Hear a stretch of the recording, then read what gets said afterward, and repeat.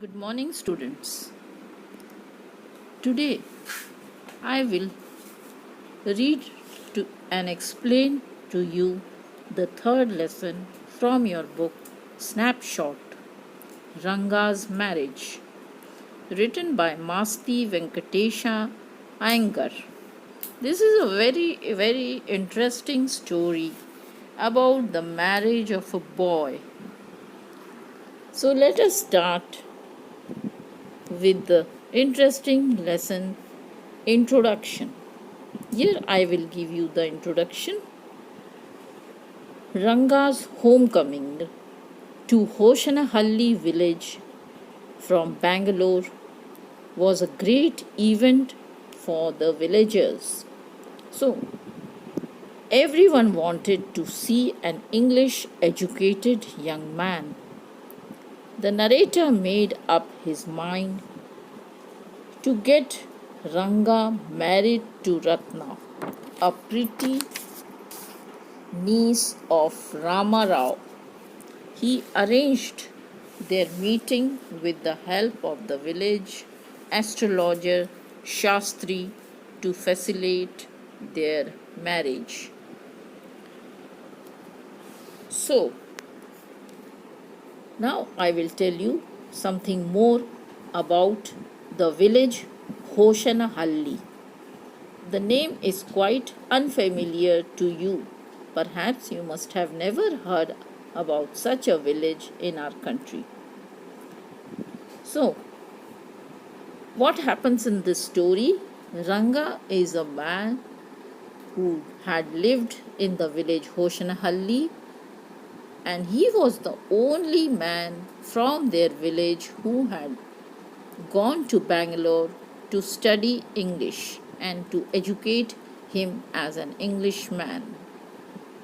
When he returns, the villagers were quite interested to see how this man looked when he returned from Bangalore after studying English. So, now I will read to you some of the paragraphs of this lesson and I'll explain to you.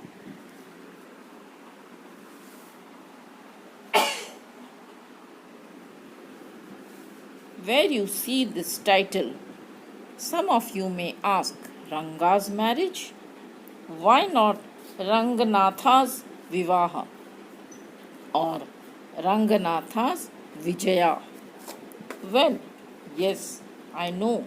I could have used some other mouth-filling one like Jagannatha Vijaya or Girija Kalyana, but then this is not about Jagannatha's victory or Girija's wedding. It is about our own Ranga's marriage. And hence, no fancy title. Hoshanahalli is our village. You must have heard of it. No? What a pity. But it is not your fault. There is no mention of it in any geography book.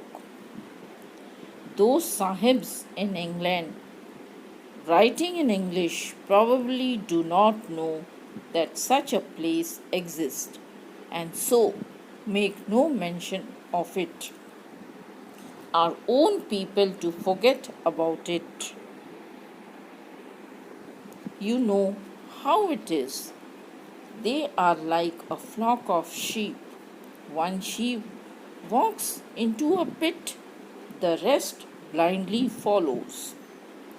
So you must be remembering the proverb in Hindi, Bhediya Dhasan. This proverb is given here in English. When both the sahibs in England and our own geographers have not referred to it, you cannot expect the poor cartographer to remember to put it in the map. Who is a cartographer? A person who designs a map is called as cartographer. And so, there is not even the shadow of a village on any map. So, you will not find the village Hosanahalli anywhere in the geography map because they don't exist any such village. So I will now explain to you the paragraph. Shama, the narrator of the story, belongs to Hoshanahalli village in the erstwhile Mysore state in South India.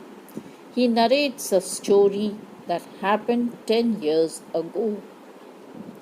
In those days, there were not many people in the village who knew English, nor did they bring in English words while talking in Kannada. Even words like change were not very current among people. The village account was the first one who had enough courage to send his son Ranga to Bangalore for study. So let us continue. So you must have followed the first paragraph where Ranga was the son of an accountant who had sent him to Bangalore to study. Sorry, I started somewhere and then went off in another direction. If the state of Mysore is to Bharatavarsha, what sweet Dabu is to a festival meal, then Hoshanahalli is to Mysore state.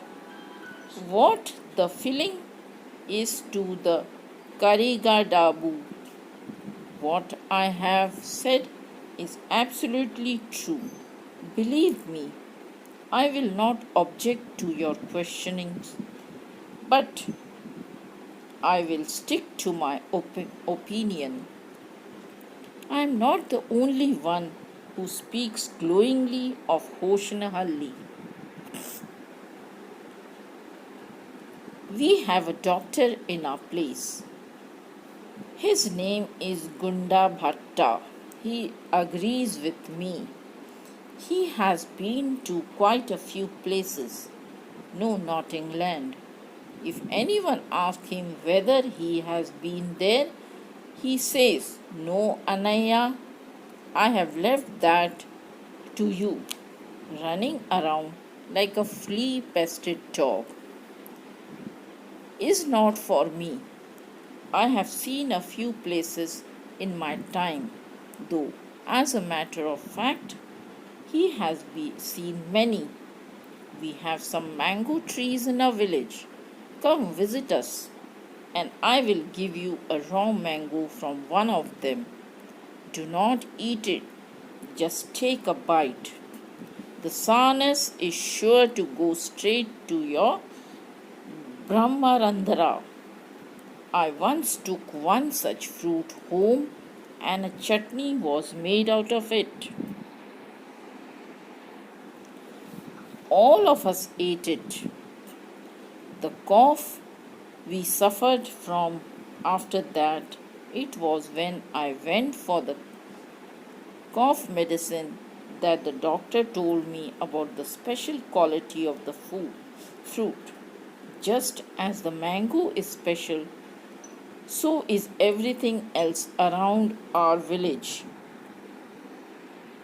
We have a creeper growing in the ever so fine water of the village pond. Its flowers are a feast to behold. Get 2 leaves from the creeper when you go to the pond for your bath, and you will not have to worry about not having leaves on which to serve the afternoon meal. You will say, I'm rambling. It is always like that when the subject of our village comes up. But enough, if any one of you would like to visit us, drop me a line. I will let you know where Hoshanahalli is and what things are like there. The best way to getting to know a place is to visit it. Don't you agree? What I am going to tell you is something that happened 10 years ago. We did not have many people who knew English. Then our village accountant was the first one who had enough courage to send his son to Bangalore to study. It is different now. There are many who know English. During the holidays, you come across them on every street talking in English. Those days, we did not speak in English, nor did we bring in English words while talking in Kannada. But has happened what has happened is disgraceful, believe me. The other day I was in Ramarao's house when they brought a bundle of firewood. Ramarao's son came out to pay for it. He asked the woman, "How much should I give you?" "4 price," she asked. The boy told her he did not have any change and asked her to come the next morning. The poor woman did not understand the English word change and went away muttering to herself. I too did not know later when I went to Ranga's house and asked him. I understood what it means. This priceless commodity, the English language, was not so widespread in our village a decade ago. That was why Ranga's homecoming was a great event. People rushed to his doorstep announcing, "The accountant's son has come. The boy who had gone to Bangalore for his study is here, it seems, and come Ranga is here. Let's go and have a look." So, Ranga, when returned home, it was a time for celebration. The villagers, what they did, now you had already read. Ranga's homecoming was a great event for the villagers. People rushed to him. Attracted by the crowd, the narrator too went there. Ranga came out with a smile. He still wore a janevara, the sacred thread, over his chest. Women felt satisfied that he had not yet lost his caste. Ranga did a namaskara respectfully.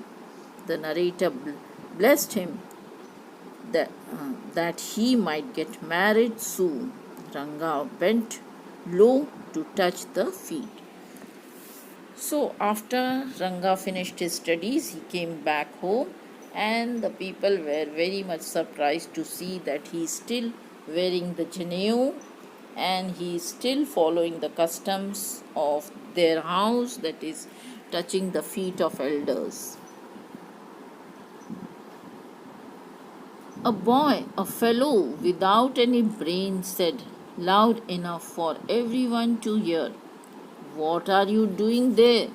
Here, then, a youngster, immature and without any manners, thinking that all these things were now of the past, I kept quiet. Seeing so many people there, Ranga came out with a smile on his face. Had we all gone inside, the place would have turned into what people call the black hole of Calcutta. Thank God it did not. Everyone was surprised to see that Ranga was the same as he had been 6 months ago, when he had first left our village. An old lady who was near him ran her hand over his chest, looking into his eyes, and said, Janevara is still there. He hasn't lost his caste. She went away soon after that. Ranga laughed. So the people were not quite sure that Ranga, when he went to Bangalore, he did not lose his caste. He is still wearing the Janeu. Once they realized that Ranga still has the same hands, legs, eyes, and nose, the crowd melted away. Melted away means went back, like a lump of sugar in a child's mouth. I continued to stand there. After someone had gone, I asked, How are you, Rangappa? Is everything well with you? It was only then that Ranga noticed me. I came near, he came near me and did a namaskara, respectfully saying, I am all right with your blessings. I must draw your attention to this aspect of Ranga's character. He knew when it would be to his advantage to talk to someone, and rightly assessed people's worth. As for his namaskara to me, he did not do it like any present day boys, with his head up towards the sun, standing stiff like a pole without joints, jerking his body as if it was either a wand or a walking stick. Nor did he merely fold his hands, he went low to touch my feet. May you get married soon, I blessed him. After exchanging a few pleasantries, I left. That afternoon, when I was resting, Ranga came to my house with a couple of oranges in his hand, a generous, considerate fellow. It would be a fine thing to have him marry, settle down, and be of service to society. I thought for a while. We talked about this and that. Then I came to the point. Ranga, when do you plan to get married?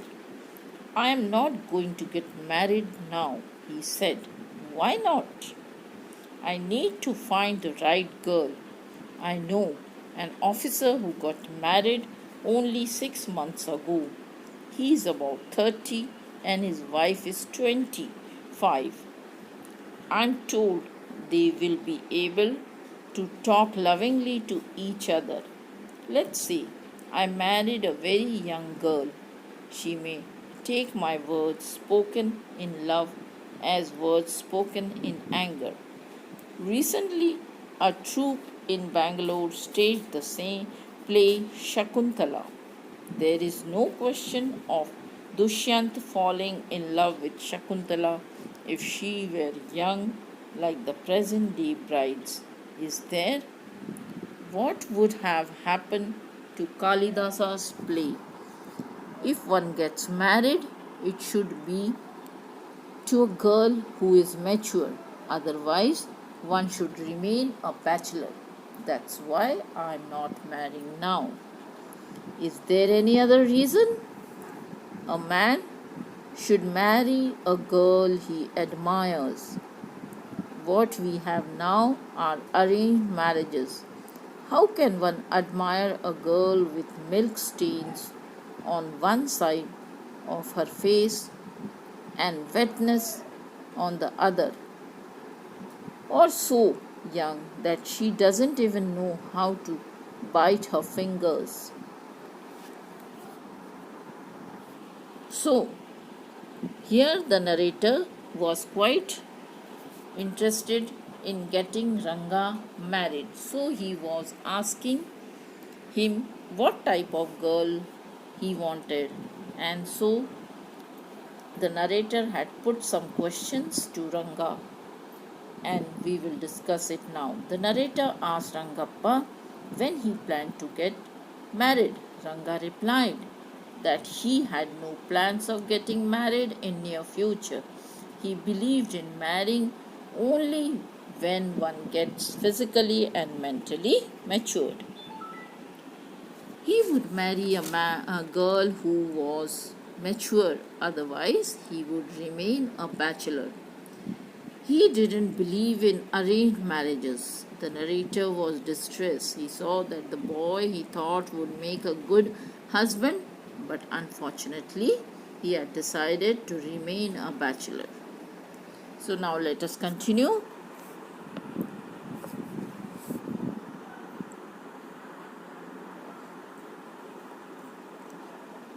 One a neem fruit, the other a bitter gourd.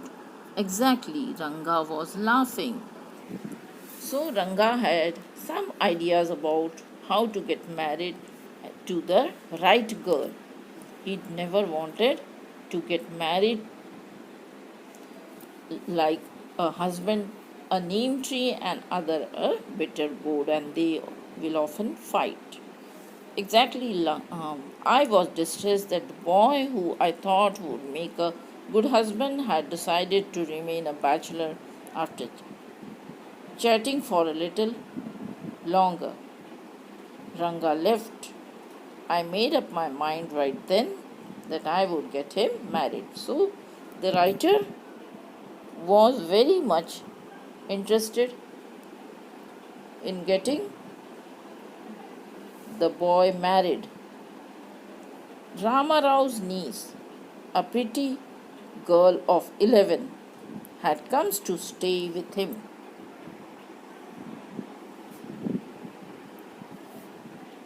She was from a big town, so she knew how to play the veena and the harmonium. She also had a sweet voice. Both her parents had died, and her uncle had brought her home. Ranga was just the boy for her, and she, the most suitable bride for him.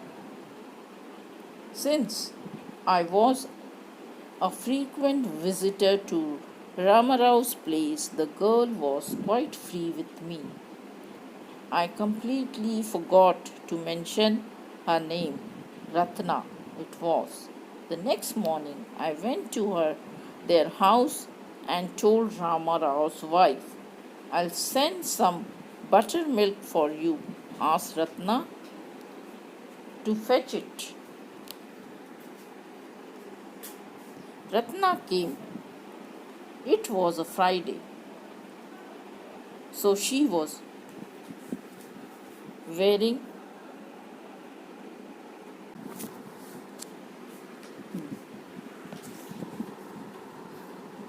So Ranga was just the boy for her, and she, the most suitable bride for him. Since I was a frequent visitor to Ramarao's place, the girl was quite free with me. I completely forgot to mention her name, Ratna.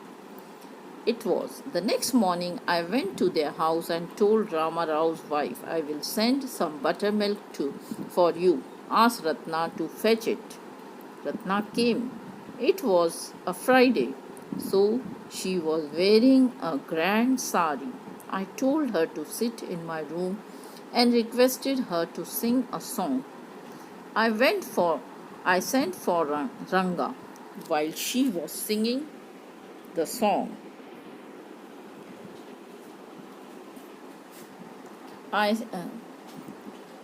Krishnamurti in front of my house. While she was singing the song Krishnamurti in front of my eyes, Ranga reached the door. He stopped at the threshold.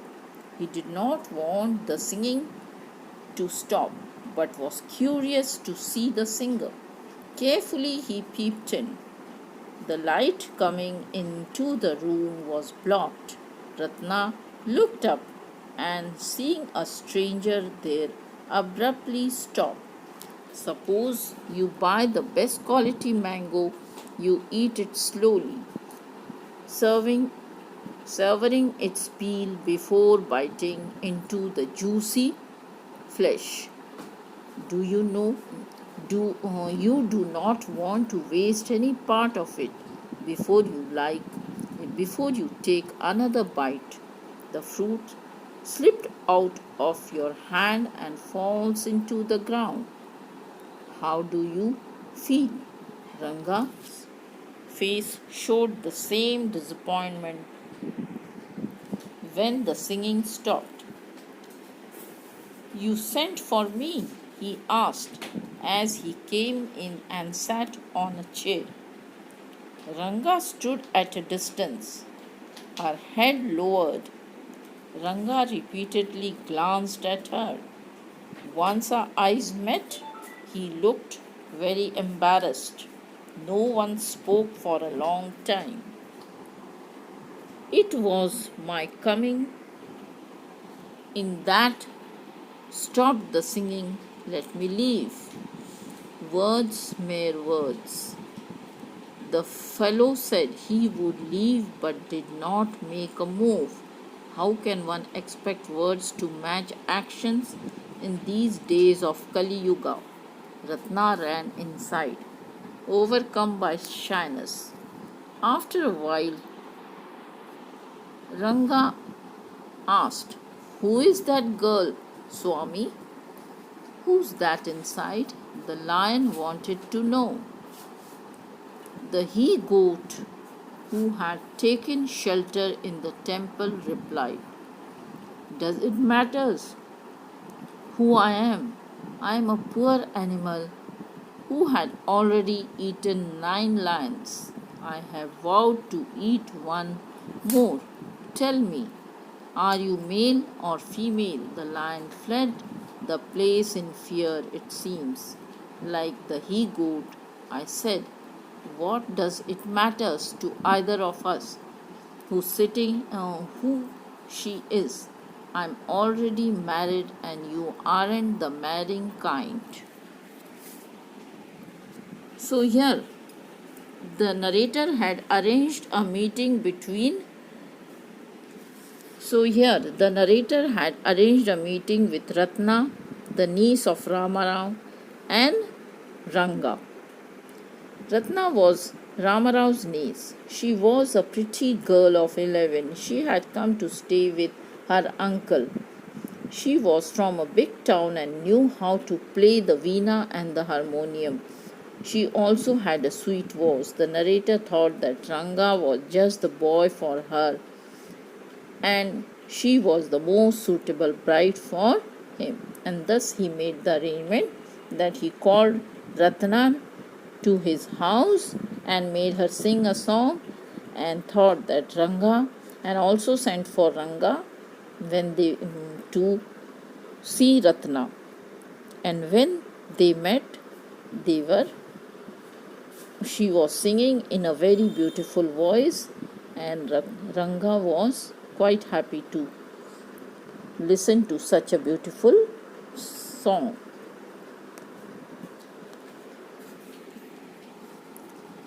So, let us continue.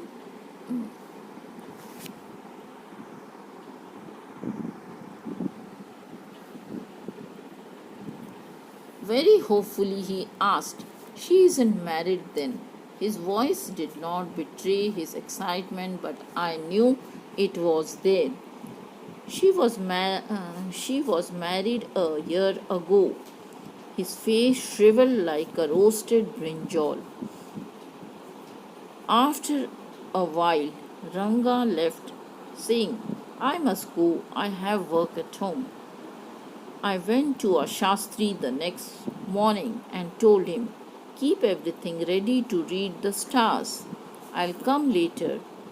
I tutored him in all that I wanted him to say. I found no change in Ranga when I met him that afternoon. "What's the matter? You seem to be lost in thoughts," I said. Nothing. Nothing's wrong. Believe me, headache. Come, let's go and see a doctor. So, when the writer had called Ranga to his house and he wanted to know how he like Ratna and what happened then. The narrator was a frequent visitor to Ramarao's place. The girl was quite free with him. It was Friday. The narrator asked Ratna to sit in the room. She was wearing a grand sari. He sent for Ranga. Ranga stopped at the threshold. He didn't want the singing to stop, but he was curious to see the singer. Carefully he peeped in. Ratna looked up. She abruptly stopped when she saw a stranger. She stood at a distance with her head lowered. Ranga repeatedly glanced at her. Ratna was inside, overcome by shyness. Ranga asked the narrator if she was married. The narrator told a lie that she was married a year ago. Ranga's face shriveled to hear it. Actually, he had fallen in love with her. He left after a while. So, have you followed up till now what happened? Earlier, Ranga was not ready to get married. But when he saw this beautiful Ratna singing so beautifully, he felt in love with her and he wanted to marry. But the narrator had lied and said that she is already married a year ago. After listening to this, Ranga was quite upset. And now in our next video we will see what happens, whether Ranga married this girl or whether she was really married, and what will the writer do to get the boy married, to get ready to be married. These are the questions which we will answer. We will find the answer in the next part of our video. So till then, have a good time, read the lesson carefully, listen to the video, and thank you.